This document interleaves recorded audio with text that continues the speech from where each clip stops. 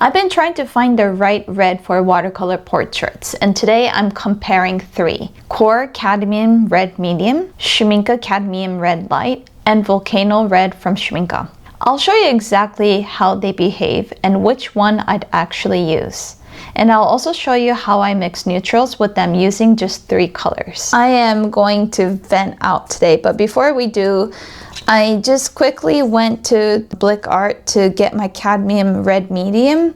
Originally, I made a mistake online when I had to buy like stretcher bars and some new watercolor paper for the show that's coming up.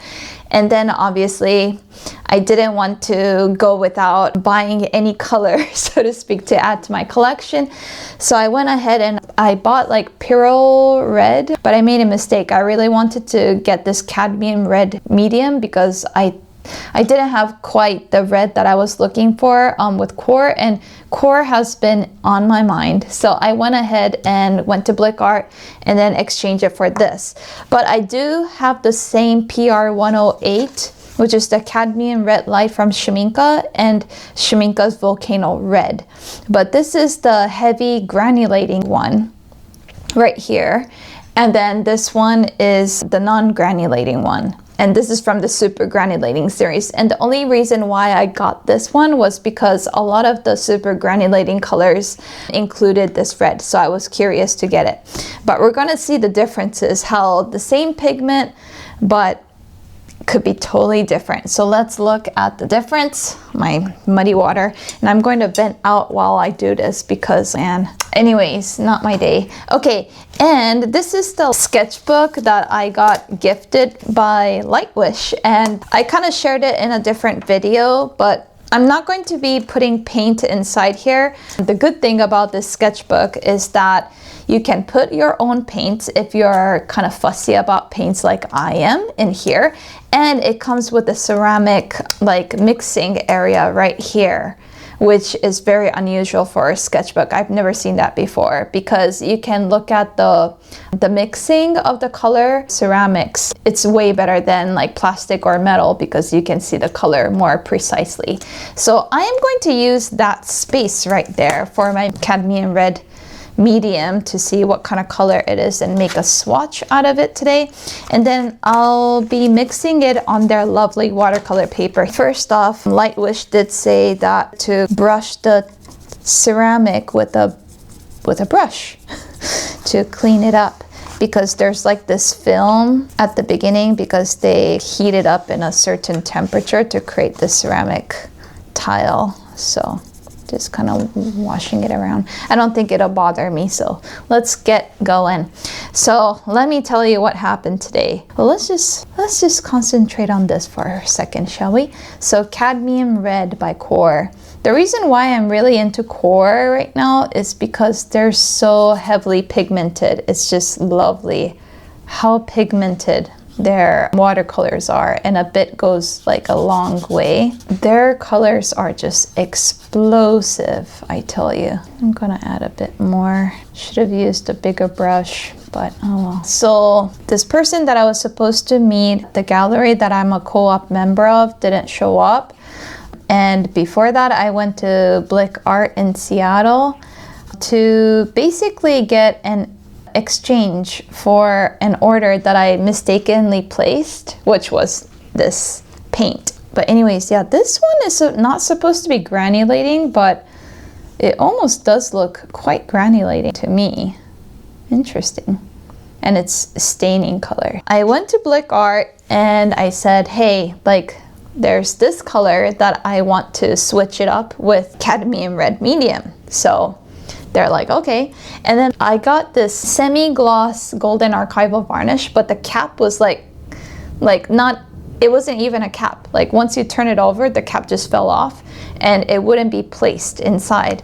So I said, can I get it changed to a different, like a one that the cap works? And they're like, yeah, sure, okay. But they charged me for the price that the shop sells it at, so it was additional cost. Like it was only $1.60 something fine, but it's a defect, right? It's a defect in the product because I have a kid around and who knows if he starts playing with it and he dies or whatever. I always manualize things so I know what to expect in my next time like something like this happens. So I was like, so even if it's a defect, if we have to trade it with like what you have here, we have to pay the additional cost of what you price it at. And she's like, oh, like, should I refund you? Like, you know, I mean, it's just a cap. And I was just like, no, it's fine. Well, I didn't want to go through the whole refund process. So I was like, no, it's fine, but I just want to know what the rules are. She's like, well, if it's a defect, then you don't have to pay for it. And I was like, okay. But I was just like, whatever. It's not my day today, definitely. Okay, so I will swatch out the... Actually, I'm going to use the brush that they kind of gave, which would be lovely. It's very pointy. Of course, at the beginning, everything is with a fine point. I'm going to kind of massage it a bit to get it going. So what I'm going to do is I'm going to create a swatch of this color right here. This is the core. And then let's go with this paint pan set was something that I first got when I started out with watercolor. So it has a special place in my heart. Schmincke's Cadmium Red Light is more towards the orange than the QoR's Cadmium Red Medium. Yep. And then let's check out the Schmincke's Volcano Red in comparison. There was this artist recently that I borrowed his book from the library. He's Japanese, Aoi Kenji. He's from Osaka, so like I am from Osaka as well. So I kind of like, I was like, oh, cool. So I looked into his work and he kind of reminded me the fact that you only really need 3 primaries, and he uses 3 primaries like, whoa. And the primaries that he uses is Pyro Red or Pyro Red, whatever you call it. So it's PR 255. I've got it right here. From Daniel Smith, I used the Pyro Scarlet. And then he also uses like PB15, but the ones he uses is from Holbein, but he uses PB15, which is like phthalo blue. And then for the yellow, he used, I forgot the name, but it's PY, I think it was 175. So he mixes those, and then that's the only colors that he uses for every painting that he does. And he also uses the butter plate I have right here. And then what he does is he's just like at the end of a painting, what's lovely about how if you work with a very limited palette is that you can just pour water, mix everything up, and then drain that into a cup and let it sit, and you got neutral, like a neutral wash that you can use for your next painting. And I was like, oh yeah, that's a very good point, because I mean, look at my palette, you know. So I kind of want to play around with that idea with mixing the blue, yellow, red. And this is what we learned in Kelogsloops workshop. If you know Kelogsloops, he's like a watercolor artist and just beautiful, excellent work. I also have an interview that I did of him. If you're interested, you can listen through it in the podcast. But he also goes through the skin tones, teaching us, it's really just mix of primaries, and he had a limited palette as well. So here I'm using French. I love how this ceramic is small and petite but cute. So this is French ultramarine blue, and I'm just going to try to mix all these 3 primaries. I'm going to try to use something transparent and yellow. I'll just use the cadmium yellow light from Schmincke. I think it's close enough. Okay, so I'm going to mix all these 3, and I am going to try to get a neutral color and see what that neutral color looks like when we use QoR. A bit to the green, so we should add more of the red. Let's add more of the red. Not enough space, so I'm just gonna put it right here for now. Too red now, so I'm going to add a bit of blue. Okay, I think we're getting there. Okay, so the neutral made by QoR, beautiful. And then let's do the same with mixing in different reds, but same other primaries. So that's purple.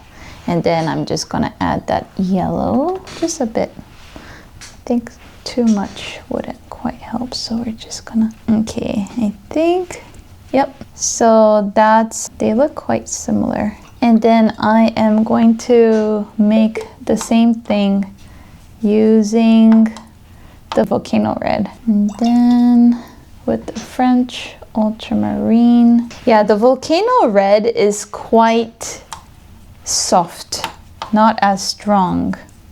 So you gotta be careful with like mixing it with other colors. Okay, the easy way to go about it is making the purple first, and you just need a tiny slight bit of yellow, not so much. Okay, I put too much. This volcano yellow is really difficult to predict. See, I'm already struggling with mixing on the plastic for sure. Okay, I think too red. Okay, I would say mixing it, I could tell that I really like the mixture that I've created with the QoR for sure.